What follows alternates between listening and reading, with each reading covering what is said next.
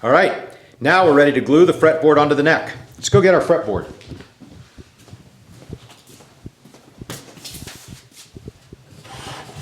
Body is over here. Next episode we're going to be binding it.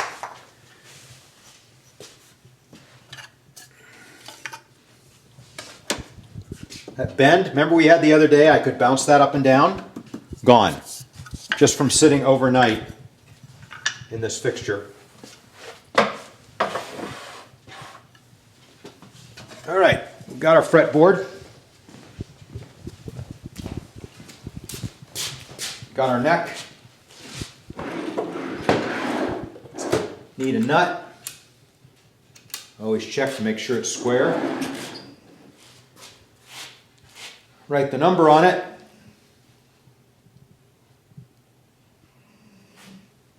All right. Now, when we build our necks, in a guitar there is an adjustable truss rod.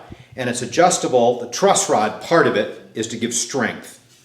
That's what this is. It's a truss rod, but it's not adjustable. In a guitar, you adjust it to change the amount of relief in the neck, which is that bend like that. You always want a little bit of relief. When the fretboards get short enough, you could go flat, but we always put relief in. So how do you get that relief in? Well, I'm going to show you.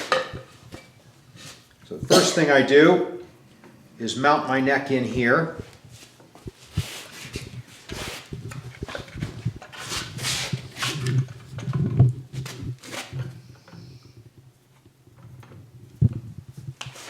Really tight. Then I put the dovetail into this fixture that Ben made. Of course, Ben made it. Like that. Make sure it's flat. Okay. And this is adjustable.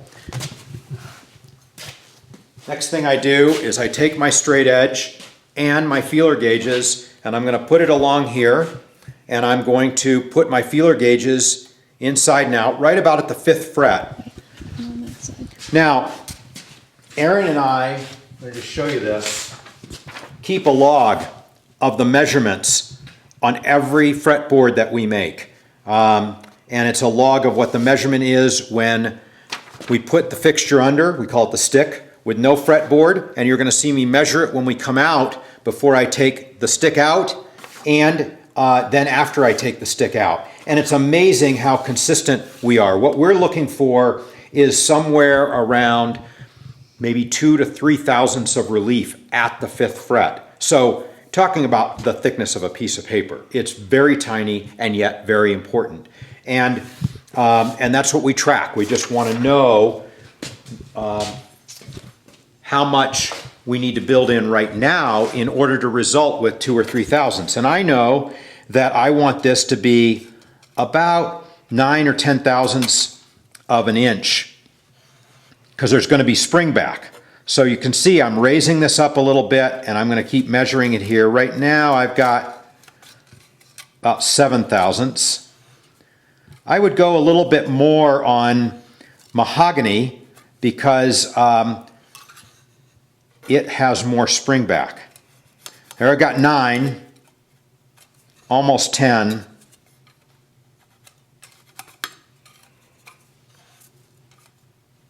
There's 10.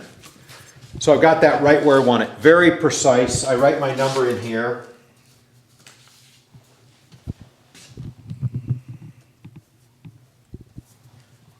I like to write that it's a cascade series because we track what size and what series it is on that, or what, doesn't matter what series it is, but the fact that it's a Port Orford cedar neck. All right. Next thing I'm going to do is take my fretboard and my nut. I'm going to put the nut in place, and I'm going to put my fretboard right where it goes. That's too bad, it's perfect. I was hoping to show you something here, but I'll tell you what I do. So what I did here is, without looking down at where my right hand is, but looking at the nut, I move the fretboard side to side until it is exactly square against the nut and head plate and centered on my lines. And then I look down here and see where it is. I'm going to just check once more.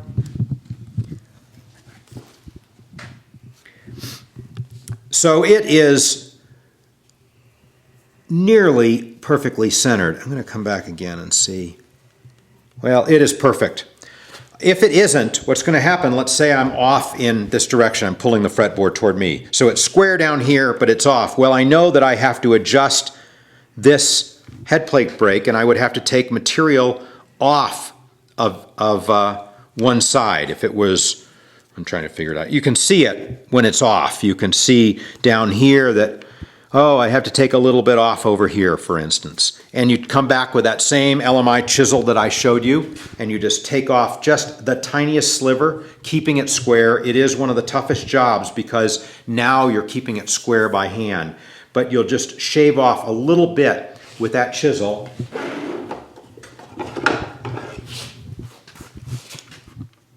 You would just shave off the tiniest bit in order to get that so that get that square to those lines.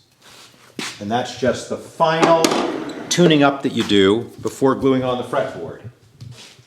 Here we go.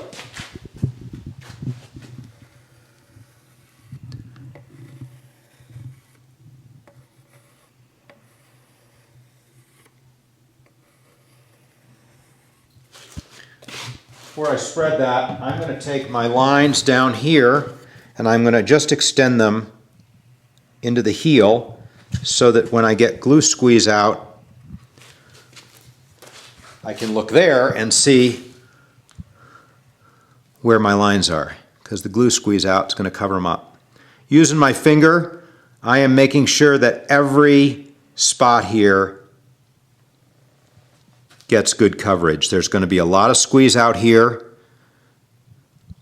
It's okay. I'd rather waste a little bit of glue. I'd rather take a little bit more time cleaning up than ever stand the chance of failure of a glue joint. Okay, my nut, my fretboard, you can see I didn't go all the way down to the nut. I don't want to glue it in. But I get a little bit on the fretboard right there at the nut end, and then I put it in place. Okay, next up, you must know this by now, got to have a call. This one's important. Radiused, like the fretboard is radiused, slotted, so one for each different size of ukulele, and the relief is built in. See that green stuff? We're building in on this thing about 10 thousandths of relief at the, no, it's less than that, sorry, 5 thousandths of relief. It's all kind of calculated in to give us, when it springs back, the right amount of final relief. I've got my clamps here. I always use the same clamps in the same order.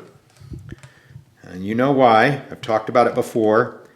I don't like to have any variability in the shop. And when something inevitably changes, I need to know what it is, possibly, but what it isn't. And if I've used the same clamps in the same space, and I've got a problem with maybe something's getting marred, well, I know that it's only one clamp that could do it. Okay, checking for centering. Clamping down hard now. There.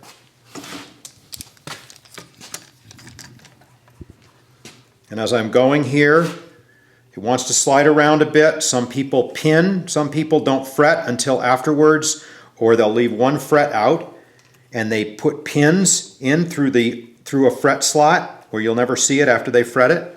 That's fine technique. I don't find it's necessary because I got my lines, which I'm looking at.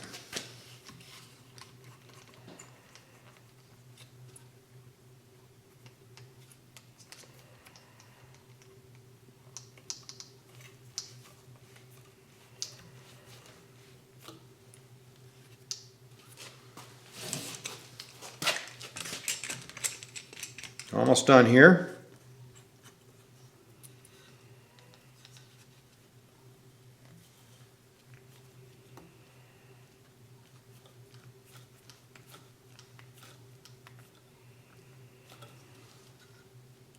Okay, just making sure. If ever I want to do an adjustment, you've got to adjust the positioning of that clamp. funny, I'm getting a little bit of movement out of this. Isn't that amazing? Like after it's all down. Now the people who do the pinning would say, see, if you pinned your fretboard down, it wouldn't be moving right now. And they are right about that. But I don't want to fret after I get this in place.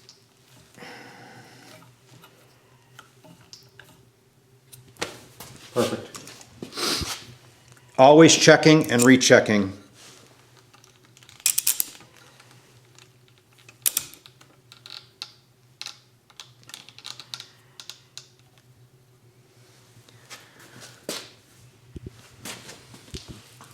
Now I'm looking to make sure I've got glue squeeze out all the way along. I'm centered. Now I can pop out my nut.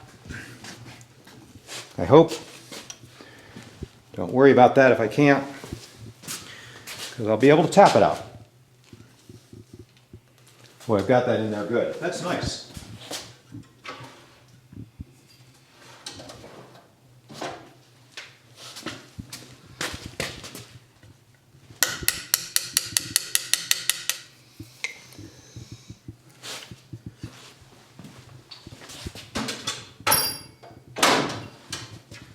So Char's showing you that what I've got in there is a little bit of squeeze out, and I like to actually use the nut itself to clean that out. I just put that corner of the nut down in that slot, and there's the squeeze out. And now it's nice and clean in there. I've got my 1527 here, and I'm going to go put that over at the stringing bench. And we're done with that step.